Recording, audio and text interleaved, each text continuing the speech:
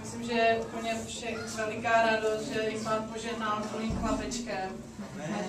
Jak Jennifer, tak Aiden, že jsou zdraví a já už to požehnání přenechám na bratru. Já jsem nastydlý a tam je cíl. A na bratru starší.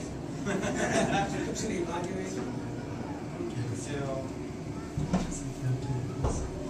Já bych chtěl říct pár slov k tomu požehnání.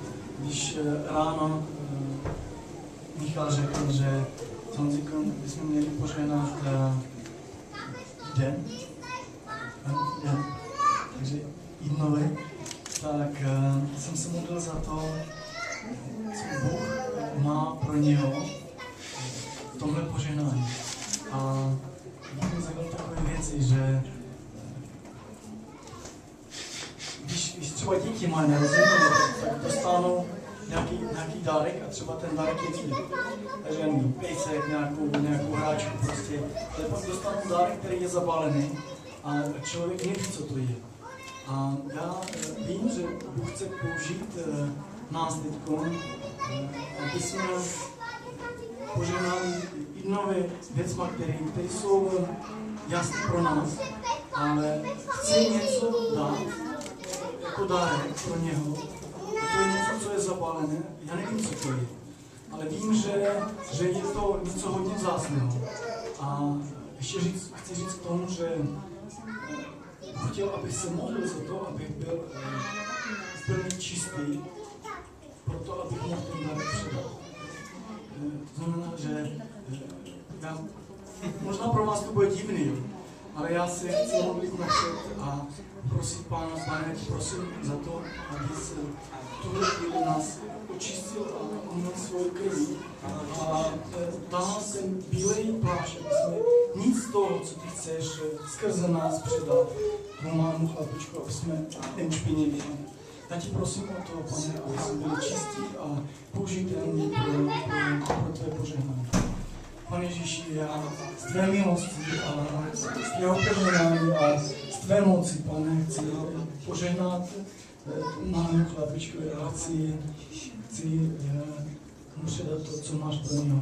Já chci mu předávat tvoje zdraví, chci předávat tvoji milost, chci mu předávat tvoje spásení, které máš pro něj, Pane. Ale taky mu chci předat něco, co nevím, co to je, Pane. Ale vím, že je hodně vzácné pro jeho život. Je to něco velkého, něco silného, Pane. Já ti děkuji, Pane, za to, že dáváš dárky, které jsou přirozené a které jsou silné.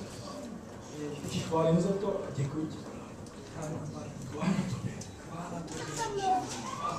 Pane Ježíši, já chci taky, Pane, poděkovat za to, že jsi nám přidal, Pane, tady malýho Aidenka, Pane, Kevinka, vůbec celou tuhle rodinku, Pane, Jennifer, Steva, Pane, a tak tě prosím, Pane, aby si teď požehnal Aidenkovi, Pane, a já věřím tomu, že, Pane, ty máš pro něj velký dary, Pane Ježíši, jak řekl Vláďa, Pane.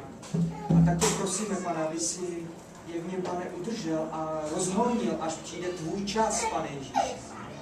Požehnej, Pane, a já tě prosím, aby Aidenek byl takovou radostí pro jeho rodiče, pro Steva i pro Jennifer, Pane, aby Pane Ježíši Kriste byl pro ně požehnáním, Pane, a aby jednou takový velký služebník, Pane, pro tebe, Pane Ježíši. My mu k tomu chceme jako sbor, Pane, žehnat o tvé jménu a radovat se z toho, že, Pane, máme mezi sebou další miminko, Pane. Amen. Amen.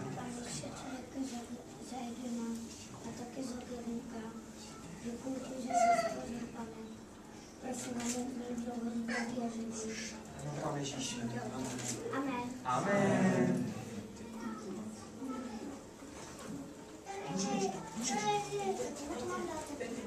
Teď je to dej, tady, teď. Strojda má plný ruce.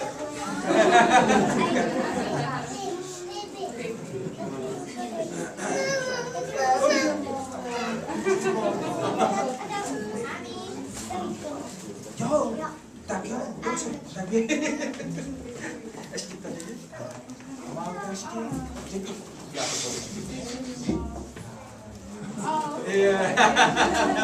Ukaž já to povím. Dárečky.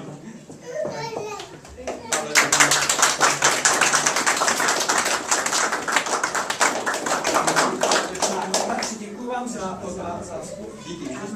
Paulinovi,